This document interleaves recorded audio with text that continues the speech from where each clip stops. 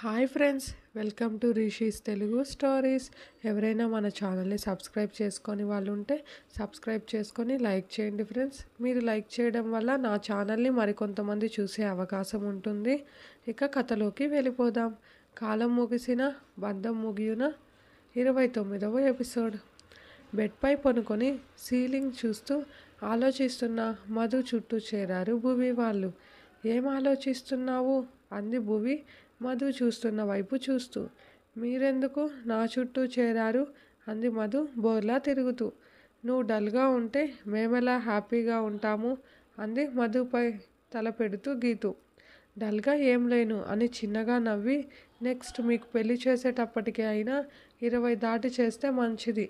అప్పటికైనా మారుతారో ఇంకా ఇలాగే ఉంటారో అర్థం కావడం లేదు అని మనసులో అనుకుంది మధు.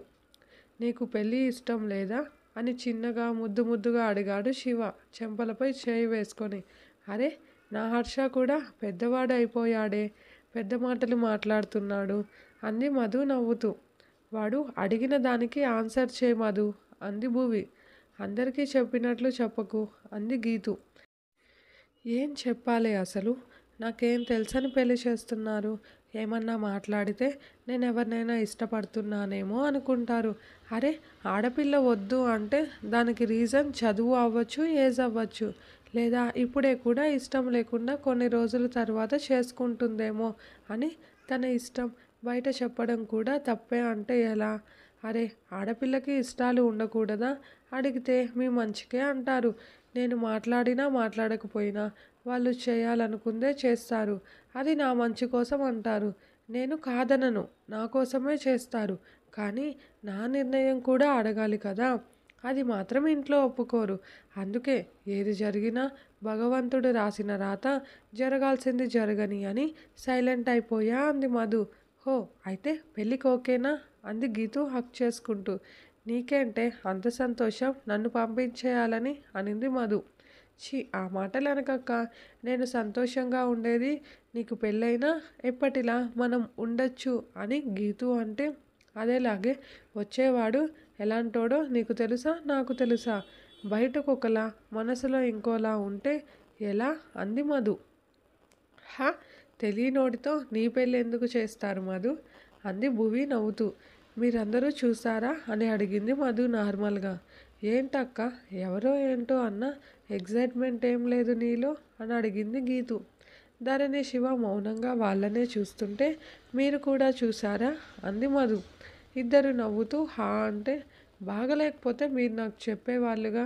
అయినా అక్కడుంది జానకమ్మ, అల్లాటప్ప వాడిని అస్సలు ఒప్పుకోదు.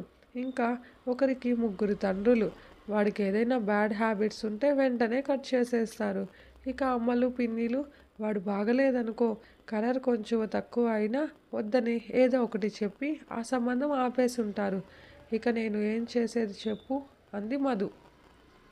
చిచి, మా పరువు పోతుందక్క నువ్వు ఇలా మాట్లాడితే.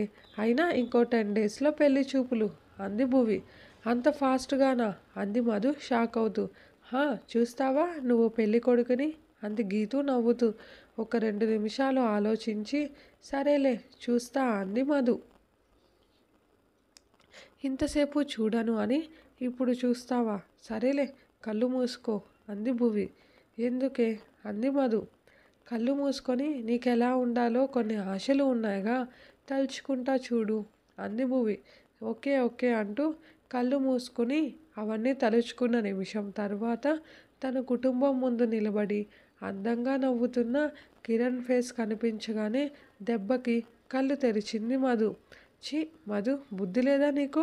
ఆల్రెడీ ఇక్కడ ఇంకొకరిని ఫిక్స్ చేసేశాను దేవుడా అని తనని తనే తిట్టుకుంటూ, అది జస్ట్ ఆ రోజు అలా మాట్లాడడం వలన గుర్తొచ్చారు అంతే అంటూ ల్యాప్టాప్లో ఉన్న ఫోటో వైపు చూడాలని లేకపోవడంతో నేను నానమ్మ దగ్గర పనుకుంటున్నా అని ఫాస్ట్గా వెళ్ళిపోయింది మధు.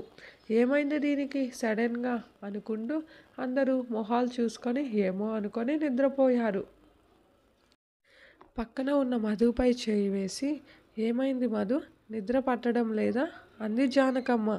నేను నీతో మాట్లాడను అంటూ తనపై చేయి కాళ్ళు వేసుకొని పనుకొని ఉన్న మధుని చూసి చిన్నగా నవ్వుకొని నిద్రలోకి జారుకుంది జానకమ్మ.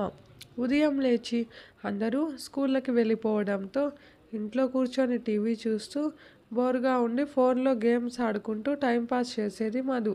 తన ముందే అన్ని విషయాలు మాట్లాడుతున్నా ఇంట్రెస్ట్ లేక పెద్దగా పట్టించుకోలేదు. చూస్తుండగానే వారం గడిచిపోయింది. ఇంకో 2 రోజుల్లో పెళ్లి చూపులు అంటూ భువి మధుని పార్లర్కి తీసుకెళ్లాలని పట్టుబట్టింది. అవన్నీ మధుకి నచ్చకపోయినా అందరూ చెప్పడంతో ఇష్టం లేకుండానే వెళ్ళింది. ఇవన్నీ అవసరమా అంది అప్పటికే గంట పైనే అవుతుంటే వచ్చి. అక్క, నీకు ఇష్టం లేదని just pedicure manicure hair cut చేపిస్తున్నామంది గీతు కళ్ళు మూసుకొని. తనకి చెరో పక్కన ఫేస్ ప్యాక్స్ వేసుకొని ఉన్న భువి గీతులని చూసి నిట్టూర్చి, అయినా ఈ మేకప్ మొహాన్ని కాదే, ఒరిజినల్ ఫేస్ చూసి పెళ్లి చేసుకోవాలి అంది మధు కళ్ళు మూసుకొనే. అయినా వచ్చే ఆ గొట్టంగాడి కోసం ఇన్ని అవసరమా అంది మధు. హా అక్క, నీ ఒరిజినల్ ఫేసే కాదు, చిన్నప్పటి నుంచి నిన్ను చూస్తూనే ఉన్నాడుగా బావ, ఇంకెందుకు ఈ మాటలు అంది గీతు నవ్వుతూ. ఏం మాట్లాడుతున్నావే మెంటల్ అంది మధు గట్టిగా. అరవకు, అందరూ మనల్నే చూస్తారు అంది భువి. నన్ను చిన్నప్పటి నుంచి చూసిందెవరే అంది మధు. హో సారీ, నీకెవరో తెలీదు కదా అంది గీతు. ఎవరో చెప్పు, లేదా ఇప్పుడు నా చేతిలో తన్నులు తింటావు అని మధు కూర్చున్న చోటు నుంచే అరుస్తుంటే ఆ పార్లర్లో వర్క్ చేసేవాళ్ళు వాళ్ళ మధ్య ఉన్న అల్లరి మాటలకు నవ్వుకున్నారు. మేము అడిగింది పాపం దేవుడు విన్నాడేమో, గట్టిగా అనుకున్నామేమో మధు, అందుకే కిరణ్ బావని నీకు భర్తగా పంపిస్తున్నాడు అంది భువి తీరికగా చెబుతూ. వాట్ అంటూ కళ్ళకు పెట్టుకున్న కీరా తీసేసి కళ్ళు తెరిచింది మధు. ఎందుకక్క ప్రతిదానికి అలా అరుస్తావు అని గీతు అంటుంటే, ఇది నాకు ముందే ఎందుకు చెప్పలేదు అంది మధు కోపంగా. అరే, ఫోటో ముందు పెడితే ఆ రోజు చూడకుండా పారిపోయింది నువ్వు. ఇవన్నీ మనం తర్వాత మాట్లాడుకుందాం, ఇంకేం మాట్లాడించకు. నా ఫేస్ ప్యాక్ అంతా కదిలిపోతోంది అంది భువి. ఇలా తీయకూడదు మ్యామ్ అని వర్క్ చేసే ఆమె కీరా మళ్ళీ మధు కళ్ళపై పెడుతుంటే మధు ఆలోచనలు మాత్రం పరిగెత్తున్నాయి. అంటే అతనికి కూడా తెలుసు కదా ఈ విషయం, మరి నాతో ఎందుకు చెప్పలేదు? వీళ్ళేమైనా ఆట పట్టిస్తున్నారా లేక అంటూ నిజంగానే అతనేనా అంది మధు.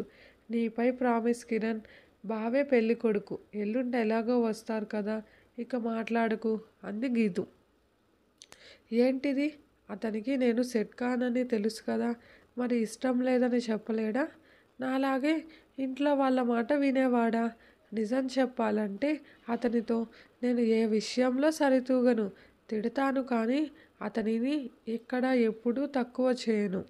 దేవుడా, ఏంటిది, నా మైనస్లన్నీ తెలిసి కూడా ఇలా ఎలా? ఎగ్జామ్స్లో హెల్ప్ చేసింది అందరి ముందు బయట పెడితే నా పరువే పోతుంది. మా ఇద్దరి మధ్య సరిగ్గా మాటలు కూడా లేవు. అన్నీ తెలిసే ఈ నానమ్మ ఇలా చేస్తుంది అనుకుంటూ సతమతమైపోయింది మధు. వాళ్ళ పాటికి వాళ్ళు అన్నీ చేసేసి హెయిర్ అంతా భువి గీతు నచ్చినట్లు చేయిస్తున్న ఆలోచనలంతా కిరణ్ దగ్గరే ఉండిపోయాయి మధుకి. ఎవరో తెలియకుండా ఉన్నా బాగుండు, ఏంటో ఏమీ అర్థం కావడం లేదు అంటూ మనసంతా గజిబిజిగా ఉంటే పార్లర్ నుంచి బయలుదేరిన మధు వాళ్ళు, అంకుల్ గుడి దగ్గర ఆపండి అంది మధు. ఇప్పుడెందుకు అని గీతు అంటే, కాసేపు వెళ్ళాలని ఉందే ప్లీజ్ అంది మధు రిక్వెస్ట్గా. నువ్వంత అడగకు, భువి అక్కని తీసుకెళ్ళు, నేను స్నానం చేయలేదు అంది గీతు. నువ్వు మారవే అని 10 నిమిషాల తర్వాత కారాపడంతో డ్రైవర్ని గీతుని చూస్తూ ఉండమని చెప్పి ప్రశాంతత కోసం గుడికి వెళ్ళింది మధు. ఈశ్వర, ఏంటి నాకు ఈ పరీక్ష? నిన్నటి వరకు గొడవ పడుతున్న అతనితో నా పెళ్ళేంటి తండ్రి? ఎందుకో నా మనసులో ఏదో మూల భయం ఉంది, నేను అతనికి సెట్ కానేమో అని. వాళ్ళ అక్క అంటేనే నాకు పడదు, నన్ను మళ్ళీ అక్కడికే తీసుకెళ్తున్నావు. నీ ఆజ్ఞ లేనిదే చీమ కూడా కుట్టదని తెలుసు స్వామి, అందుకే ఏం జరిగినా నీ మీదే భారం వేస్తున్నా. ఇదేనా నువ్వు నా జీవితంలో రాసిన కళ్యాణ రేఖ అనుకుంటే నేను తప్పుకోలేను. ఏది జరిగినా నా కుటుంబం అంతా సంతోషంగా ఉండేలా చూడు స్వామి అంటూ దండం పెట్టుకొని హారతి తీసుకొని తననే చూస్తున్న భువిని చూసి ఏంటి అంది మధు. ఇంతసేపు కళ్ళు మూసుకొని ఏం చేస్తున్నావు? 10 నిమిషాలు అయ్యింది నేను హారతి తీసుకొని అనింది భువి. దేవుడి దగ్గర కూడా ఏంటే అంది మధు. మధు చేతిలో తీర్థం పోసి అమ్మవారి గుడి చుట్టూ 11 ప్రదక్షిణాలు చేయి తల్లి, నీ మనస్సుకి శాంతి లభిస్తుందని పూజారిగాడు చెప్పడంతో అలాగే అంటూ మరొక్కసారి శివుడికి దండం పెట్టుకొని పదభువి అంది మధు. అంత లేదమ్మా, నేను కారు దగ్గర ఉంటా, నీ ప్రదక్షిణాలేవో నువ్వే చేసుకో అంటూ మధుకి మాట్లాడే ఛాన్స్ ఇవ్వకుండా ఎక్కడ అక్కడ ఉంటే ప్రదక్షిణాలు చేయవలసి వస్తుందో అని వెళ్ళిపోయింది భువి. భువిని చూసి నిట్టూర్చి అమ్మవారికి దండం పెట్టి ప్రదక్షిణలు మొదలుపెట్టింది మధు. ఇదే ఫ్రెండ్స్ ఈరోజుటి ఎపిసోడ్. మీకు కనుక స్టోరీ నచ్చితే లైక్ చేయండి, కామెంట్ చేయండి. ప్లీజ్ మన ఛానల్ని సబ్స్క్రైబ్ చేసుకోండి ఫ్రెండ్స్. Thank you.